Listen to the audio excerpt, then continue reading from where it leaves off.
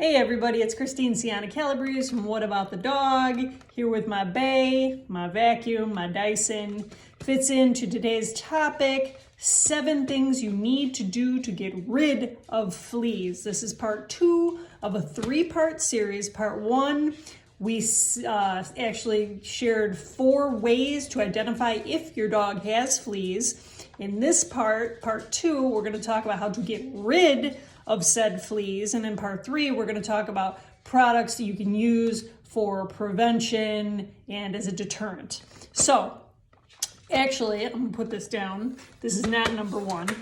Number 1 is I need you to go to your vet and get a flea medication. Go to your vet. Use your vet's recommendation. Right now, my vet is recommending a pill called Credelio. So that's what we're going to be using now. They were selling us Frontline, but now we switched to a pill, so I'm going to go with what my vet recommends.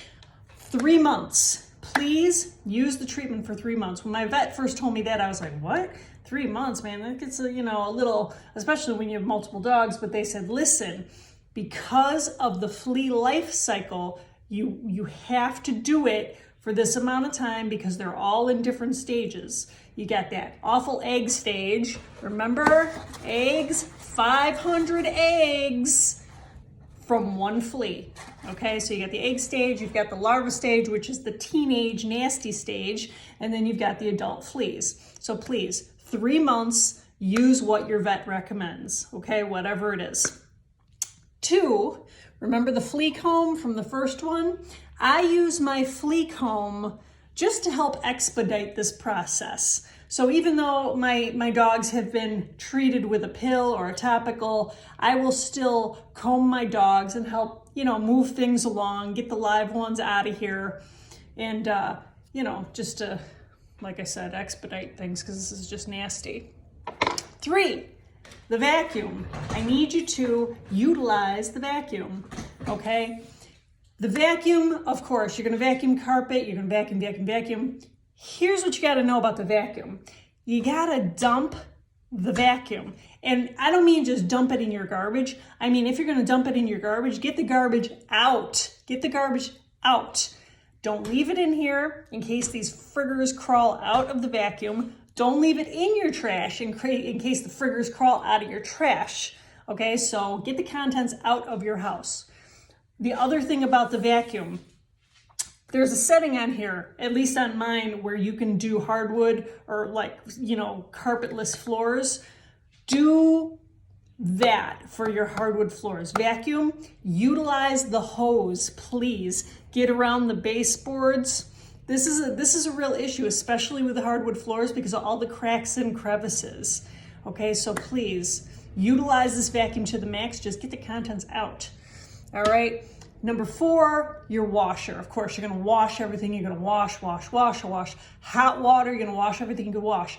Don't forget the toys. Don't forget the toys. If you have a dog that has soft, cushy toys, don't forget the toys. Don't forget the dog beds, okay?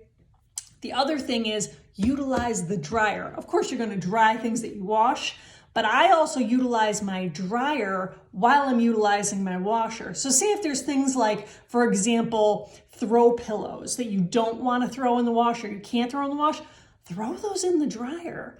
Let them go for 20 minutes, okay? That'll help get out whatever might be hanging out on those throw pillows. Use the dryer, okay?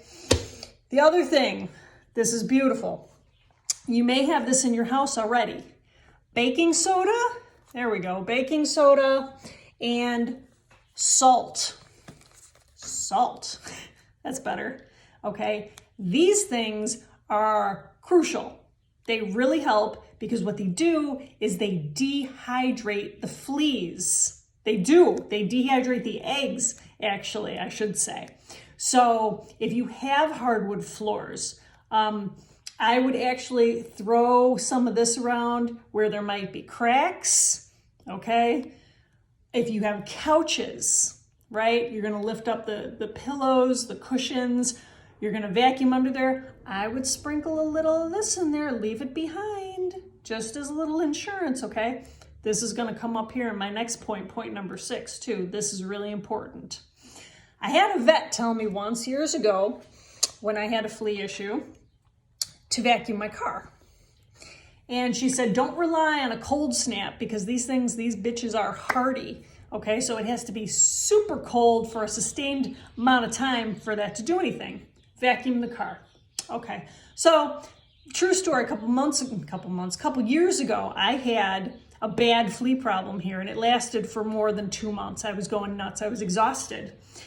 And I couldn't figure out what was going on because I barely have carpet in here. I mean, my dogs were treated, I'm on top of everything. I vacuumed the car.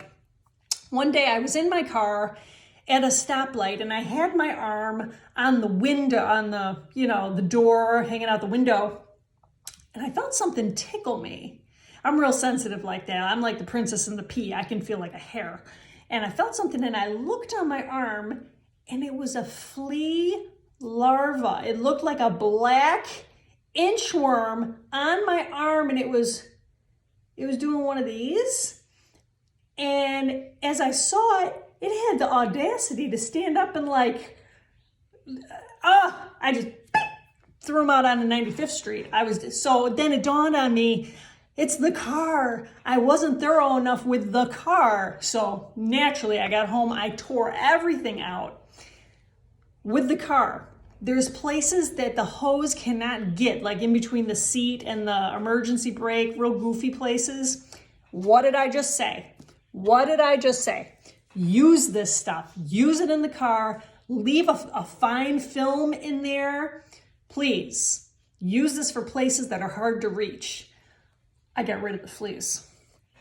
Okay, but please learn from my mistake. That car was a breeding ground. I didn't even know it. Look, it only takes a couple eggs to keep your nightmare going.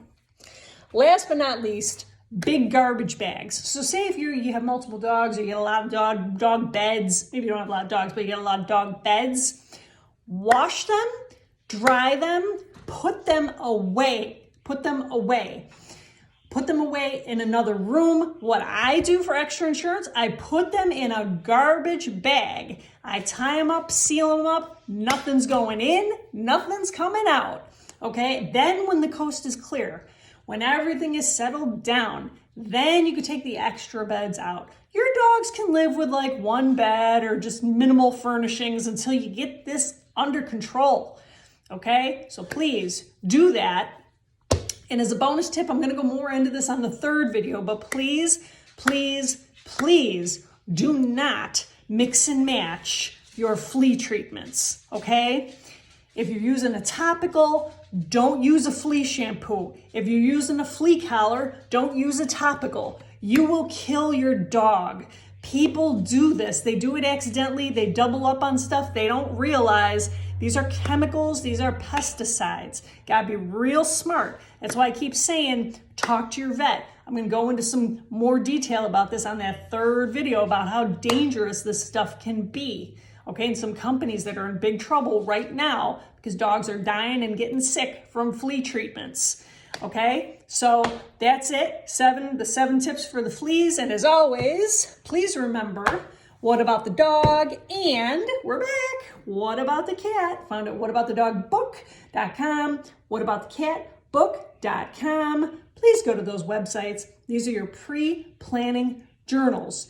If anything happens to you, you have filled out these books that tell everything someone would need to know about your dog or cat in case something happens to you. You go away, you go into witness protection, you win the lottery, move to Tahiti, leave the pets behind. Hey, it's all here, okay? Check them out. Thank you. Stay tuned next week for part 3 on the products you can use for flea treatment, prevention, deterrent, okay? Thank you. Talk to you later.